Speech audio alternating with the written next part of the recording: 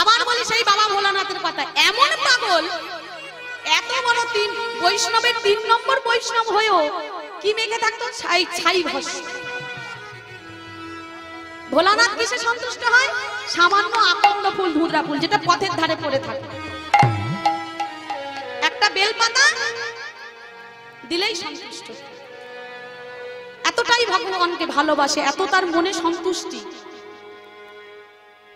এই বাবা ভোলানাথকে আবার কেউ কেউ বলি এই গাঁজা ভাঙ খায়, বলি তো কি গো, সত্যি সত্যি বাবা গাঁজা ভাঙ খায়? তাহলে দিই কেন? একটু বাবার কথা না বললে অপরাধ হবে, যেহেতু বাবার চরণে এসেছি, বাবার কথা একটু বলি। গাঁজা ভাঙটা দিই কেন আমরা? দেখবেন শিবরাত্রি হলে একেবারে গাঁজার ভাঙে ওই যে কলকের পাহাড় বসে যায়, বলে বাবা গাঁজা খায়। খায় দিই কেন? এর তত্ত্বটা ভালো করে বুঝুন। তত্ত্ব, ভিতরের কথা না গেলে কীর্তন হবে না। তলিয়ে আমার ভাবার নাম হলো তত্ত্ব। তত্ত্বটা হলো, যখন কুর্ম অবতারে ভগবান একবার কচ্ছপ হয়েছিল, তো ওই কুর্ম অবতার হয়েছিল, ভগবান কচ্ছপ রূপ ধারণ করেছিল, আর ভগবানের কচ্ছপ ওই পিঠের উপরে মন্দার পর্বতটাকে দণ্ড করা হয়েছিল। কবে? সমুদ্র মন্থনের সময়, তাই তো? সমুদ্র মন্থন করে অনেক কিছু উঠেছিল, ঐরাবত, লক্ষ্মী, কলস, আর দুটো জিনিস, খুব গুরুত্বপূর্ণ জিনিস উঠেছিল। একটা হলো অমৃত, একটা হলো বিষ। কি গো জানো তো? এই অমৃত না নেওয়ার জন্য দেবতা আর অসুরদের জন্য ঝগড়া বেঁধেছিল। এই দেবতা অসুর কিন্তু কোনো আলাদা কেউ নয়, দেবতা অসুর কিন্তু একই বাপের ছেলে। দেবতা মনে মনে করছে আমার বাবার ছেলে তোরা, অসুর অসুর মনে মনে করছে দেবতারা তো, আমরা তো এক বাবার ছেলে, আমরা সব ভাই ভাই, তাহলে দেবতারা যদি পায় আমরা কেন পাবো না? এটা নিশ্চয়ই জানা আছে, কশ্যপ মুনির 11টা স্ত্রী ছিল। হ্যাঁ, দিতির গর্ভে যত দানব দৈত্যরা জন্মগ্রহণ করেছিল, অদিতির গর্ভে দেবতারা জন্মগ্রহণ করেছিল। এটা নিশ্চয়ই সবাই আপনাদের জানা আছে। তো দেবতা অসুরদের মধ্যে অমৃত নিয়ে ঝগড়া হয়েছিল, লাস্টে কে পেয়েছিল? দেবতারা অমৃত পেল। এইবারে আসে বিষের কথায়। এই বিষটা নেওয়ার জন্য কিন্তু ঝগড়া করছে না কেউ, তখন আর কেউ এগিয়ে আসছে না যে বিষটা কোথায় রাখা হবে। তখন আমার বাবা ভোলানাথ এগিয়ে এলেন যে সমগ্র বিষ অন্য কাউকে দিতে হবে না, বিষটা আমাকে দাও, আমি পান করব। এটা হলো বহির জগতের তত্ত্ব কথা, ভিতরের জগতে এসো। এই সংসার রূপ সমুদ্রটাকে মন্থন করতে করতে করতে করতে এই দুটো জিনিস উঠে আসে, একটা হলো অমৃত, একটা হলো বিষ। কি গো, কোন কোন কথার জন্য তুমি প্রত্যেকটা মানুষের কাছে অমৃত হয়ে যাও, আবার কখনো কখনো তুমি বিষ হয়ে যাও সংসারে সবাইয়ের চোখে, হয় না? দেখবেন আপনার কথা কেউ বললেই দেখবে তার যেন বিষের মতো লাগছে। ওর কথা বলিস না, ও এই করে, অমুক তমুক ঝগড়া করে, সবার সঙ্গে অশান্তি করে, হ্যান ত্যান। কি গো বলে তো, শাশুড়ি মাকে বৌমা সব সময় দোষ দেয়। হ্যাঁ, সবসময় আমার সঙ্গে ঝগড়া করে, বধূ নির্যাতন করে, বলে তো। তাহলে ভগবান শিব এইটা শিক্ষা দিলেন যে অমৃত নেওয়ার জন্য যখন তোমরা আমরা সবাই প্রস্তুত, বিষটাকে নেওয়ার জন্য নিজেদেরকে প্রস্তুত থাকতে হবে। তাই গৌর প্রেমানন্দে হরি হরি বল। কি গো, বিশ্ব সংসার মাঝে যখন অমৃত উঠেছিল, দেবতারা নিয়েছিল, বিষ নেওয়ার জন্য পরম ভোলানাথ বৈষ্ণব গিয়েছিলেন, বিষটা নিয়েছিলেন। কেন? তার মনে সদা সর্বদা শান্তি প্রশান্তি ছিল যে আমার হৃদয়ে বিষ থাক, কিন্তু আমার কণ্ঠে বিষ থাক, কিন্তু আমার হৃদয়টা যেন ভগবানের কাছে থাকে। তাহলে বাবা ভোলানাথ বললেন, আমি যেমন, ভালো করে বুঝুন, আমি যেমন সেদিনকে বিষ নিয়েছিলাম প্রত্যেকটা বিশ্ব সংসারকে শান্তিতে রাখবার জন্য, এই বিষটা যাতে করে জগৎজীবের কাছে না গিয়ে, জগৎজীবরা যাতে করে অশান্তিতে না পড়ে, জগৎজীবের যাতে করে কোনো অসুবিধা না হয়, সেই জন্য আমি ভোলানাথ বিষটাকে আমার কণ্ঠে ধারণ করলাম। ওমা, বুঝতে পেরেছো? বুঝতে পারোনি? ভালো করে বুঝুন। অমৃতটাকে দেবতারা নিয়েছিল, আর পরম ভোলানাথ আমাদের মতো বিশ্ব সংসারের জীবদেরকে কল্যাণ করবার জন্য বিষটাকে নিজের কণ্ঠে ধারণ করেছিল। তেমনি আজকের তিনি গাঁজা ভাব মদ কেন নিচ্ছেন? যে এই গাঁজা ভাব মদগুলো তোরা বিশ্ব সংসারে দিস না, আমার কাছে ফেলে যা। বিশ্বে যেমন বিষগুলোকে আমি ঢালতে দিইনি, আমার নিজের কাছে রেখে দিয়েছি, তেমন এই গাঁজা ভাব মদগুলো চরসগুলো আমার কাছে রেখে দেব, যাতে করে এটা বিশ্ব সংসারে না গিয়ে অশান্তি নামা দেয়। নিতাই গৌর প্রেমানন্দে। আবারও বলি যে দাদা অর্থ দিয়ে দান করলেন, আমি প্রার্থনা করি ভগবানের কাছে, রাধা রানীর কাছে, এই অর্থ যেন আমার ব্যাংকে না গিয়ে রাধা রানীর ব্যাংকে যায়, যে ব্যাংকের টাকা নিয়ে আমার দাদার পারের করি হয়ে সম্বল হয়ে দাঁড়ায়। এ জন্মে নয়, জন্মে জন্মে যেন ভগবত সেবা করতে পারেনি। তাই গৌর প্রেমানন্দে। তাহলে ভগবান পরম ভোলানাথ শিব কেন গাঁজা ভাব নেয়? গাঁজা ভাবটা বিশ্ব সংসারে না দিয়ে তার কাছে রেখে যেতে বলেছে, যাতে করে তোমরা না খেয়ে বিশ্ব সংসারে গন্ডগোল বাঁধাও। বুঝতে পেরেছো?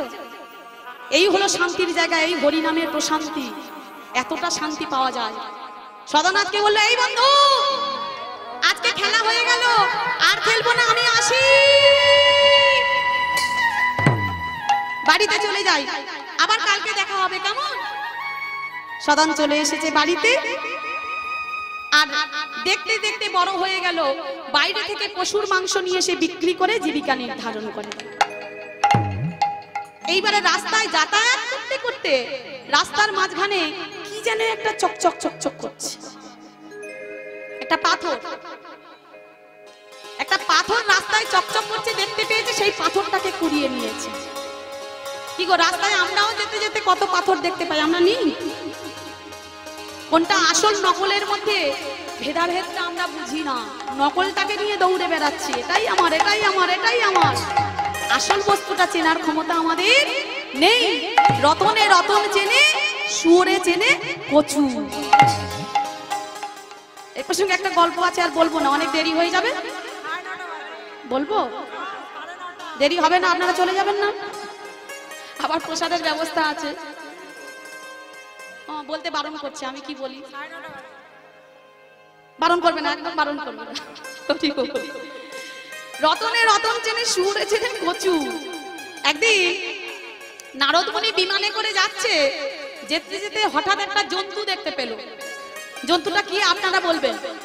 নর্দমার মধ্যে ওই পা, নর্দমার নোংরা জলের মধ্যে পাকের মধ্যে যে জন্তুটা মুখ গুজে বসে থাকে, ওটা কে গো? শুয়োর। নারদ মুনি বিমানে যেতে যেতে একদিন একটা শুয়োরকে দেখতে পেল। মনে মনে করলো, আহারে, এও তো ভগবানের জীব, এর এত কষ্ট কেন? আজকের আমি একে কৃপা করব। নারদ মুনি শুয়োরের কাছে গিয়েছে, গিয়ে বলছে, কি গো, তোমার এত কষ্ট? তুমি এই গরমের মধ্যে নর্দমার মধ্যে নোংরা জলের মধ্যে মুখটা গুজে বসে আছো, আজকে আমি তোমাকে কৃপা করব, চলো আমি নারদ মুনি এসেছি, বিমানে করে বসিয়ে তোমাকে স্বর্গে নিয়ে যাব। শুয়োর মনে মনে করছে, কি রে বাবা, নর্দমায় থাকা আমার কাজ, আমি অন্য কোথাও থেকে শান্তি পাই না, আজকের আমার নারদ মুনি এসেছে, বলছে আমাকে স্বর্গে নিয়ে যাবে, তা যাই দেখি স্বর্গটা কেমন। নারদ মুনি, আপনি এখানে একটু দাঁড়াবেন কৃপা করে, আমি একটু গিন্নিকে গিয়ে জিজ্ঞেস করে আসি। গিন্নিকে না জিজ্ঞেস করলে অসুবিধা আছে বাবা, হোম মিনিস্টার। তো শুয়োরটা ছুটে গিয়েছে, গিন্নি, গিন্নি, শোনো শোনো, আজকে আমার একটা অফার এসেছে।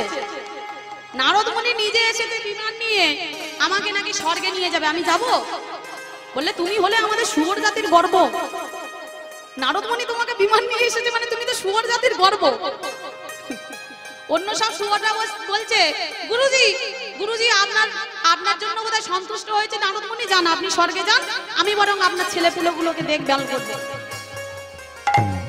শুয়োরটা সবার কাছে পরামর্শ নিয়ে ছুটে এসেছে, নারদ মুনি, নারদ মুনি, এই যে আমি এসে গেছি, চলুন, আমি স্বর্গে যেতে প্রস্তুত। বললে, চলো আমার বিমানে বসো। বিমানে বসেছে, আর নারদ মুনি চলেছে। যেতে যেতে যেতে যেতে যেতে যেতে আকাশ পথে শু করে উড়ে যাচ্ছে। এত সুন্দর, নিচে থেকে 3 তলা বিল্ডিং, একেবারে 100 তলা বিল্ডিং দেখা যাচ্ছে। আকাশগুলো কত সুন্দর, আকাশ, ওপরের আকাশটা দেখা যাচ্ছে, গাছপালাগুলো। শুয়োরের তো খুব আনন্দ হচ্ছে। আনন্দ হতে হতে হঠাৎ একটা কথা মনে পড়েছে, এই যে আমাকে তো নারদমণিকে জিজ্ঞাসা করা হলো না। নারদমণি, নারদমণি, নারদমণি, একটুখানি দাঁড়াও, একটুখানি দাঁড়াও, আপনার সঙ্গে কথা আছে। আরে কি কথা বলবে তুমি? চলো স্বর্গে চলো, গিয়ে সব কথা বলবে। দেখবে ওখানে পারিজাত বৃক্ষ আছে, কত সব উর্বশী মেনকা আছে, ইন্দ্র বসে আছে রথে করে। হ্যাঁ, দেখলে তোমার দেখবে মনটা একেবারে জুড়িয়ে যাবে। ওখানে গিয়ে কথা বলবে। কেমন? বলে না, ওখানে গেলে হবে না, আমার আপনার সঙ্গে এক্ষুনি কথা বলতে হবে। আস্তে। কথাটা কি? বলে বলো দেখি। কথাটা হলো, আচ্ছা আপনার স্বর্গে পারিজাত বৃক্ষ আছে, উর্বশী আছে, মেনকা আছে, সুরা আছে, অমৃত আছে, দেবতা আছে, সবাই আছে, কিন্তু আমি যেখানে বসেছিলাম সেই জায়গাটা আছে তো? তাহলে এই জন্য বলে তোকে সুর। আরে ওখানে ওইটা থাকবে কেন? ওইখানে দেখবি কোনে গেলেই তোর কত আনন্দ। গেলে একেবারে সুগন্ধি, পারিজাত বৃক্ষের সুগন্ধি। উর্বশী মেনকারা সব নৃত্য করবে তোর সামনে, দেখবি কোন ওই তোর নর্দমান দুর্গন্ধ। বাবারে বাবা, কি গন্ধ, কি গন্ধ! ওই গন্ধটা সহ্য করতে না পেরে তো তোকে আমি নিয়ে চলে আসলাম, যে কৃপা করব। ওখানে ওইসব থাকবে কেন? বলে ওখানে ওইসব নেই যখন, তাহলে এক কাজ করুন, এই বিমানটা থামান, আমাকে সেখানে দিয়ে আসবেন। চলুন, আমি আর যাব না। বলে কেন যাবি না কেন? বলে আরে তুমি আমাকে স্বর্গ দাও আর নরক দাও, পারিজাত বৃক্ষ দাও, সুরা দাও, অমৃত দাও, যাই দাও না কেন, আমার এই নর্দমার গন্ধ না হলে যে আমি থাকতে পারবো না। আমরা হলাম সেই নর্দমার পাকের শুয়োর। কি গো, খারাপ বলেছি? আমরা কি করে ওই ভগবানের চরণটা জানবো? রতনে রতন চেনে, শুয়োরে চেনে কচু। রাস্তায় যেতে যেতে কত ওই রকম পাথর দেখতে পাই, কই আমাদের তো মনে হয় না এটা কোনো আনকমন জিনিস, এটা কোনো নারায়ণ শিলা হতে পারে। সদন কষায়ের চোখে লক্ষ্য করেছি, এই পাথরটা মনে হচ্ছে অন্যরকম একটা কিছু পাথর। তখনও কিন্তু জানি না এটা অন্য কিছু। পাথরটাকে কুড়িয়ে নিয়েছে, বলে থাক, আমি তো পশু মাংস বিক্রি করি, এটা বরং বাটখারার কাজ হবে। নিয়ে ওই তবিলে, যে টাকার তবিলটা, টাকার তবিলে নিয়ে এইবারে পরের দিনে মাংস বিক্রি করতে গেছে। মাংস বিক্রি করতে গিয়ে একটা পাল্লার দুটো দাঁড়ি পাল্লা, একদিকে ওই বাটখারাটা, ওই পাথরটা রেখেছে, একদিকে মাংস রেখেছে। কিন্তু মজার ব্যাপারটা হলো, ওই পাথরটা যখন 500 মাংস দিচ্ছে, 500 হয়ে যাচ্ছে, আবার যখন দেখলো দেখি 1 কেজি মাপি, 1 কেজি মাপছে, আবার বাটখারাটা 1 কেজি হয়ে যাচ্ছে। এইবার বলে দেখি কই 5 কেজি মাপি, আবার বাটখারাটা 5 কেজির সমান হয়ে যাচ্ছে। এখন এই আশ্চর্য জিনিসটা গ্রামের অন্য সব মানুষগুলো শুনতে পেয়েছে, যে একটা বাটখারা আছে সদনের কাছে, যেটা কখনো 5 কেজি হয়, কখনো 10 কেজি হয়, কখনো 500 হয়, কখনো 250 হয়, কখনো 100 হয়। সব গ্রামের মানুষরা ভিড় করে সদনের কাছে এসে দাঁড়িয়েছে ওই বাটখারাটাকে দেখবে বলে। আর সদন কি করে? পশু মাংস বিক্রি করে, আর মুখে সেই মহামন্ত্র। বাটখারাটার একদিকে পাথরটা রেখেছে, একদিকে মাংস রেখেছে, বাটখারাটা দুলছে, আর সেই তালে তালে সদন হরি নাম করছে। কেমন করে? হরে কৃষ্ণ, হরে কৃষ্ণ, কৃষ্ণ কৃষ্ণ, হরে হরে, হরে রাম, হরে রাম, রাম রাম, হরে হরে, হরে কৃষ্ণ, হরে কৃষ্ণ, কৃষ্ণ কৃষ্ণ, হরে হরে, হরে রাম, হরে রাম, হরে হরে। সবাই মিলে ভিড় করে দাঁড়িয়েছে। কি ব্যাপার, এত ভিড় কেন? এখন যেতে যেতে একটা বৈষ্ণব ঠাকুরের কানে হরিনাম মহামন্ত্রটা গিয়েছে। আচ্ছা, হরিনামটা কোথা থেকে আসছে? বৈষ্ণবদের তো ওই কানে সবসময় মহামন্ত্র গেলে সে থাকতে পারবে না। দেখি তো কোথা থেকে আসছে, দেখি।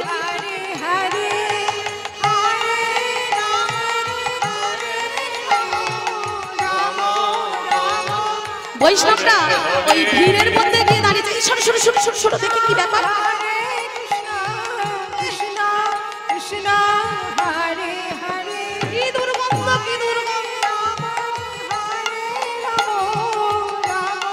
বৈষ্ণব ঠাকুর বলছে এ কি, এ তো পশুর মাংসের দোকান, এখানে মহামন্ত্রে গন্ধে চেকা যায় না রে। আর এদিকে সদন কিন্তু হরিনাম ছাড়ছে না, কেমন করে বলছে হরে কৃষ্ণ কৃষ্ণ কৃষ্ণ হরে হরে, হরে রাম রাম রাম হরে হরে, হরে কৃষ্ণ কৃষ্ণ কৃষ্ণ হরে হরে, হরে রাম রাম রাম হরে হরে, হরে কৃষ্ণ কৃষ্ণ কৃষ্ণ হরে হরে, হরে রাম রাম রাম সবাই হরে কৃষ্ণ কৃষ্ণ কৃষ্ণ হরে হরে, হরে রাম রাম রাম হরে হরে, হরে কৃষ্ণ কৃষ্ণ কৃষ্ণ হরে হরে, হরে রাম রাম রাম হরে হরে। এবার হরে কৃষ্ণ কৃষ্ণ কৃষ্ণ হরে হরে, হরে রাম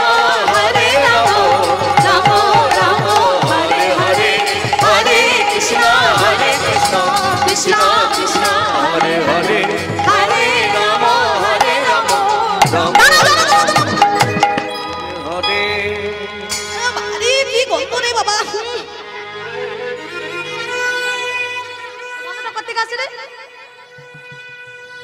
কি গন্ধ কি গন্ধ, কিন্তু এত গন্ধের মধ্যে তুমি মহামন্ত্র করছো, তুমি কে? ওইটা কি পাল্লার মধ্যে? ওইটা হ্যাঁ ঠিক ধরেছি, ওটা তো অন্য কোনো পাথর না। ওই পাথরটা তোমার কাছে এলে কোথা থেকে? তুমি ওই পাথরটা নিয়েছো কেন? ওটা তোমাদের নারায়ণ শিলা। তোমার এত বড় স্পর্ধা, এত বড় সাহস, তুমি আমাদের নারায়ণ শিলাকে নিয়ে পশু মাংস বিক্রি করছো। বৈষ্ণব ঠাকুর আমি কোনো অন্যায় করিনি, আমি জানতাম না এটা নারায়ণ শিলা, বিশ্বাস করুন আমি জানতাম না। এই আপনার চরণ অস্পৃশ্য অসুচি চণ্ডাল আমার চরণ ছুঁয়েছে সাবা, হ্যাঁ এত বড় অন্যায় করে আমাদের নারায়ণ শিলা দিয়ে এই মাংস বিক্রি করছিস, রক্ত পুঁজ মাংস পচা দুর্গন্ধের মধ্যে আমাদের ভগবানকে রেখেছিস, আবার চরণ হচ্ছে মেরে এই আমি কইতেছি অভিশাপ দেব, এক্ষুনি তোকে অভিশাপ করব। বৈষ্ণব ঠাকুর আমি সত্যি কথা বলছি, এই আপনাদের ভগবান ছুঁয়ে বলছি আমি কোনো অন্যায় করিনি, আমি জেনে শুনে এমন করিনি, আমি জানতাম না এটা নারায়ণ শিলা, আমাকে ক্ষমা করে দিন। এটা যদি আপনার ভগবান হয়, এটা যদি আপনাদের নারায়ণ শিলা হয়, জানেন বৈষ্ণব ঠাকুর ওই জন্য এই নারায়ণ শিলাটা, এই পাথরটা পাওয়ার পর থেকে আমি যেন কৃষ্ণ ছাড়া কিছু জানতাম না। কেন জানি না এই পাথরটাকে আমি এত ভালোবেসে ফেলেছিলাম। রাতে যখন বিছানায় শয়ন করতে যেতাম এই পাথরটাকে নিয়ে শুতাম, কিছু খেতে গেলে এই পাথরটাকে না দিয়ে আমি খেতে পারতাম না। এই পাথরটা আমার সারা সর্বদা আমার কাছে থাকতো। আমি জানতাম না এটা কৃষ্ণ, আমি জানতাম না এটা তোমাদের ভগবান। আমাকে ক্ষমা করুন বৈষ্ণব ঠাকুর, আমি এই পাথরটা আপনাকে দিয়ে দিলাম, নিয়ে যান।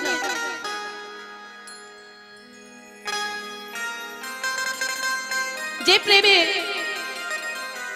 প্রেমে আমার আরাধ্য দেবতা কষ্ট পায়, যে প্রেমে আমার আরাধ্য দেবতা ব্যথা পায়, আমি যখন তোমাদের ভগবানকে ভালোবাসতে পারিনি, ছোট থেকে ওই ভাগবত পাঠক ঠাকুরের কাছে শুনেছিলাম হরিনাম মহামন্ত্র বললে, হরিনাম মহামন্ত্র জপতে জপতে তাকে নাকি আর কৃষ্ণের কাছে যেতে হয় না, কৃষ্ণ নিজে এসে দর্শন দেয়। কিন্তু আমি এমন এক দুর্ভাগ্য, আমি এমন এক অভাগা, হরিনাম জপ করতে করতে ভগবান নিজে আমার কাছে এসেছিল, কিন্তু আমি বুঝতে পারিনি, আমি চিনতে পারিনি। আর কষ্ট দেব না, এই নিয়ে যাও তোমাদের ভগবান। তবে বৈষ্ণব ঠাকুর, আপনার চরণে একটা নিবেদন, ওকে একটু যত্ন করুন, ওকে একটু ভালোবাসুন। ও যে আমার হৃদয়ের ধন, আমি যে ওকে ছাড়া থাকতে পারি না, আমি যে ওকে ছাড়া কিছু। হ্যাঁ তো দেখলাম কত তুই ভালোবাসিস আমাদের ভগবানকে। একটা পাল্লায় বাটখারার বলে ওই ভগবানকে রেখেছিস, একটা পাল্লায় পশু মাংস রেখেছিস, পুজ রক্ত দুর্গন্ধে আমরা টিকতে পারি না, ওই ভগবান থাকতে পারে? দে আমাকে। বৈষ্ণব ঠাকুর জোর করে সদনের কাছ থেকে পাথরটাকে ছিনিয়ে নিয়েছে, আঁচলের মধ্যে নিয়ে নিজের বক্ষে জড়িয়ে ধরেছে। ভগবান, কত না কষ্ট পেয়েছো তুমি, কত না ব্যথা পেয়েছো তুমি, আর চিন্তা নেই, আমি এসে গেছি। এবার শুধু তুমি আর আমি। এরকম করে ভগবানকে ভালোবাসতে পারি? এমনি আর মাতা যশোমতীর কাছে ভগবান বাঁধা পড়েছিল। কি মাসে গো বাঁধা পড়েছিল? দামোদর মাসে। শুনেছি দাদা দামোদর ব্রত পালন করেন। কার্তিক মাস, যেটাকে আমরা দামোদর মাস বলি বৈষ্ণবীয় ভাষায়, এই মাসে গোপাল মাতা যশোমতীর কাছে বাঁধা পড়েছিল। কিসের দড়িতে বাঁধা পড়েছিল? নবলক্ষ ধেনুর গরু আনা হলো। সেই নবলক্ষ ধেনুর গরুর দড়িগুলো একটা একটা করে আনা হলো। গোপালকে কিছুতে বাঁধতে পারা যাচ্ছে না। যতবারই বাঁধতে যায় 2 আঙুল করে কম পড়ে যায়। এই 2 আঙুল দড়িটা কি?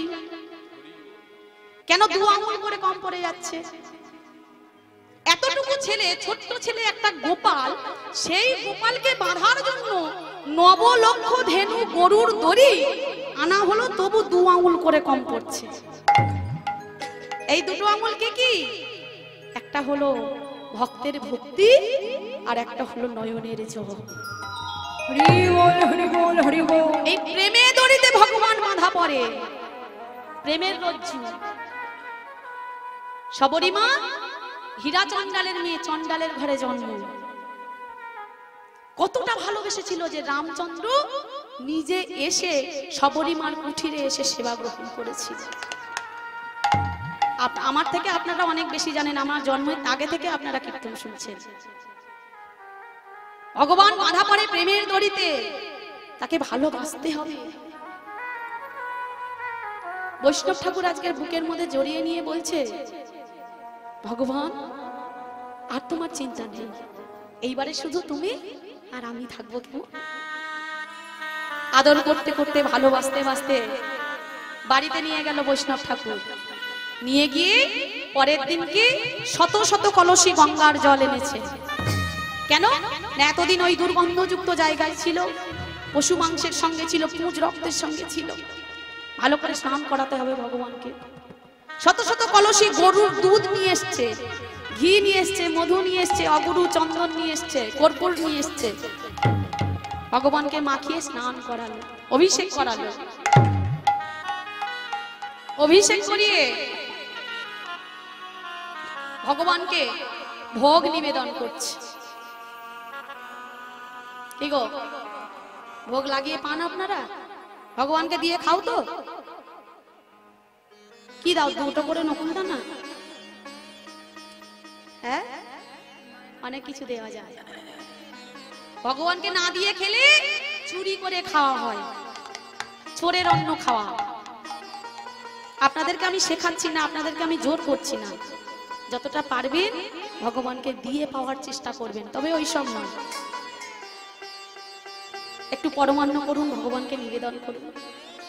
আজকে বৈষ্ণব ঠাকুর ভগবানের জন্য 56 ভোগ রন্ধন করেছে নিজে হাতে। এতদিন ভগবানের খাওয়া হয়নি, রন্ধন করে ভোগ লাগাচ্ছে। আর ভোগ লাগিয়ে কি কীর্তন করা হয় বাবা?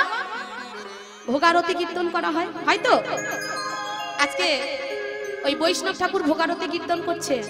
যদিও এই সময়টা ভোগারতির সময় নয়, কিন্তু লীলার জন্য ভোগারতি কীর্তন গাইতে হবে। আপনারা সবাই মিলে গাইবেন, আমিও গাইবো। কেমন? সবাই বলবো। কি বলবো? ভজপতি তবু ধারণ শ্রী গৌর হরি ভজপতি সবাই উলুধ্বনি উলুধ্বনি ধারণ শ্রী গৌর হরি ভজপতি তবু ধারণ শ্রী গৌর হরি ভজপতি ধারণ শ্রী গৌর হরি শ্রী গৌর হরি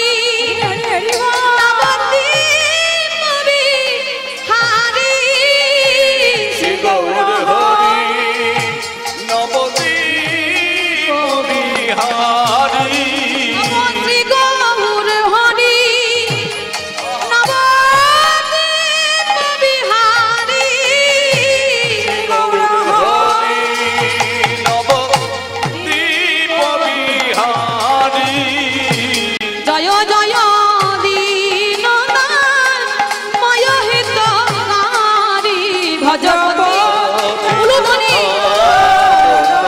শ্রী গৌর হরি ভজপতি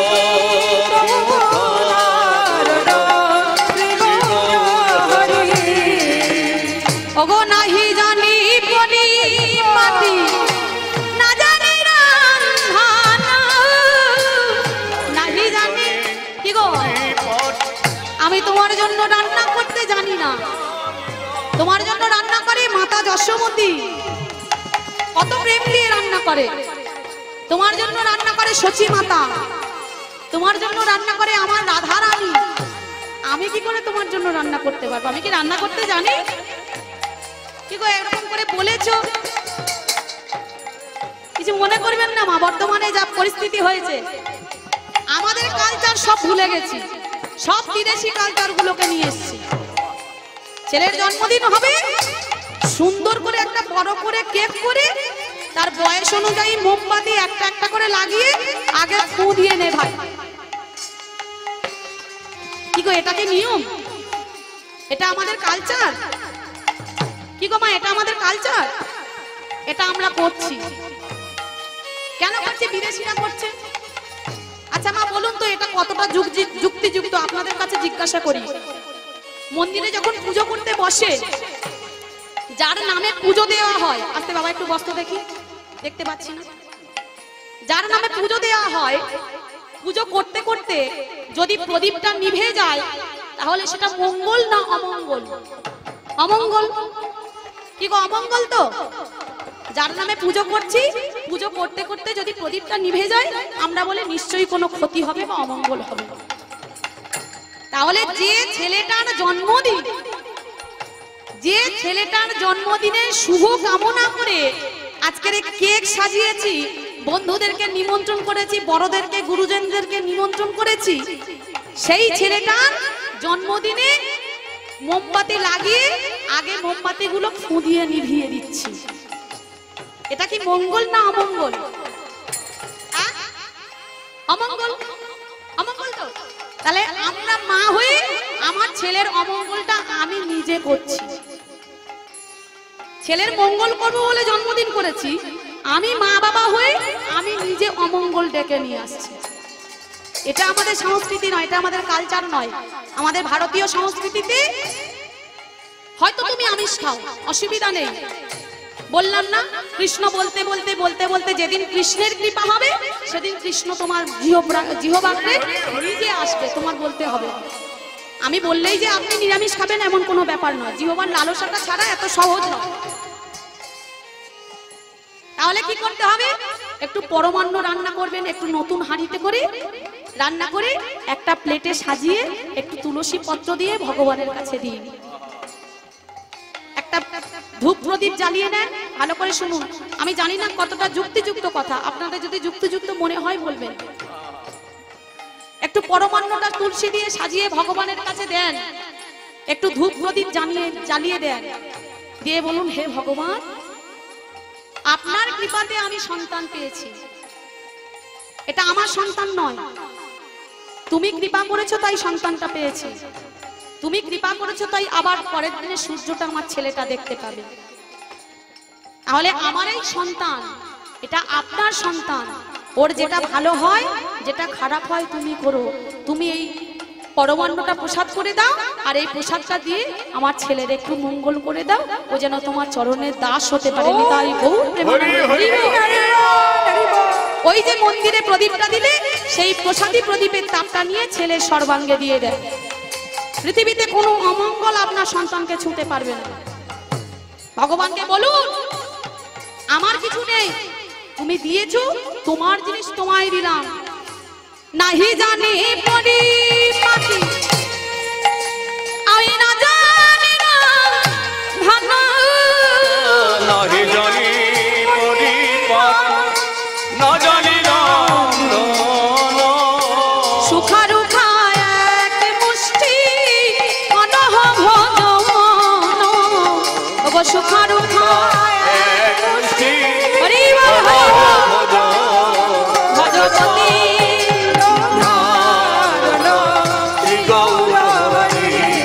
ভজপতি। এবার বলো সবাই মিলে হরে কৃষ্ণ হরে কৃষ্ণ কৃষ্ণ কৃষ্ণ হরে হরে, হরে রাম হরে রাম রাম রাম হরে হরে, হরে কৃষ্ণ হরে কৃষ্ণ কৃষ্ণ কৃষ্ণ হরে হরে, হরে রাম রাম রাম হরে হরে। হরে কৃষ্ণ কৃষ্ণ কৃষ্ণ হরে হরে, হরে রাম হরি বল হরি বল উদয় হরে হরে। নিতাই গৌর হরি বল হরি বল।